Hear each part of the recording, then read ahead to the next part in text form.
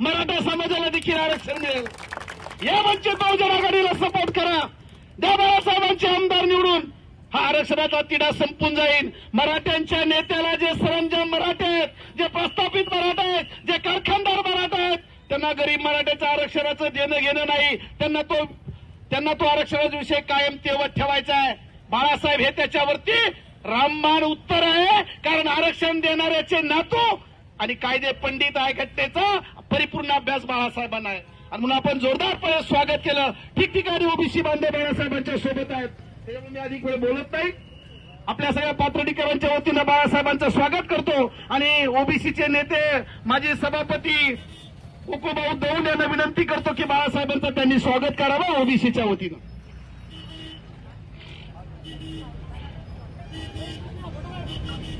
पाथर्डी नाही घेत नाही.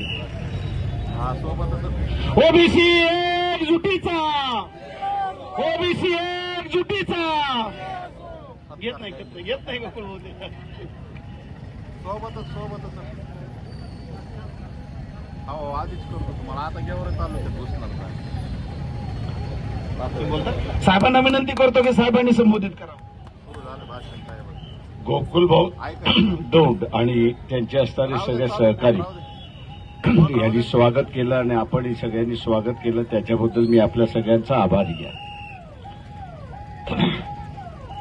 मित्रो, मी आपल्याशी असणारे 5-1 मिनिटं फक्त बोलणार आहे.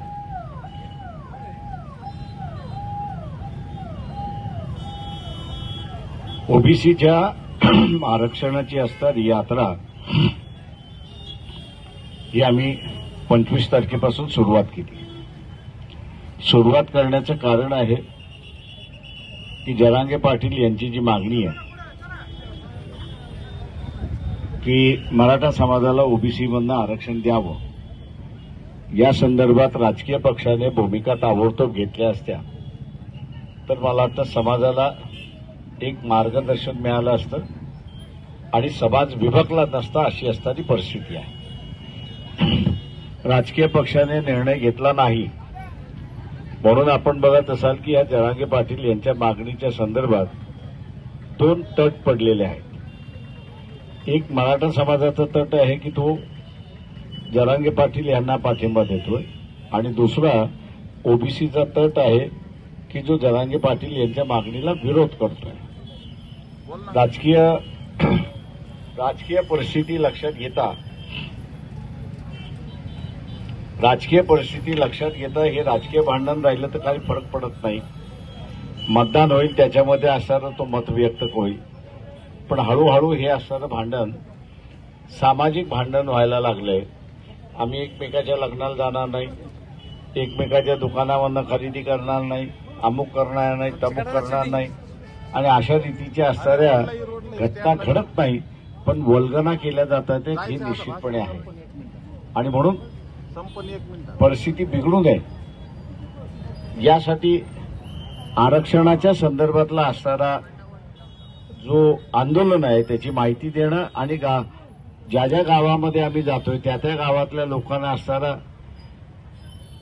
आवाहन करणं की तुमच्या गावातली परिस्थिती न बिघडून देणं हे तुमच्या हातामध्ये आहे. आरक्षण देणं हे तुमच्या हातामध्ये आहे का? सरकारच्या हातामध्ये आहे का? पण सरकारने दिलेलं आरक्षण बरोबर आहे की चूक आहे हे ठरवण्याचा अधिकार कोणाचा आहे? कोर्टाचा आहे. मग आपण कशाला भांडायचं? आपला अधिकार मत देण्याचा आहे. आपला अधिकार मत देण्याचा आहे. त्याच्यामुळे उद्याचा असणारा उमेदवार समजा मराठा समाजाने निर्णय घेतला की आम्ही आमच्याच समाजाला मतदान देऊ, काही फरक पडत नाही. उद्या ओबीसी समाजाने ठरवलं की आम्ही असताना आमच्याच ओबीसीला मतदान देऊ, काही फरक पडत नाही. याचं कारण ज्याला जास्ती मतं मिळाली तोच निवडून येणार आणि तोच येत्या 5 वर्षामध्ये राज्य करणार आहे. ही परिस्थिती हाताबाहेर जाऊ नये, बिघडू नये म्हणून आम्ही असणारा आरक्षणाच्या संदर्भातली माहिती आपल्या सगळ्यांना या ठिकाणी देतो. दुसरं माझं आव्हान आहे आपल्या सगळ्यांना की आरक्षण हे व्हीपी सिंगांनी दिलं, 7 ऑगस्टला दिलं. आमची यात्रा जी आहे तिची सांगता 7 ऑगस्टला होणार आहे, औरंगाबादला होणार आहे.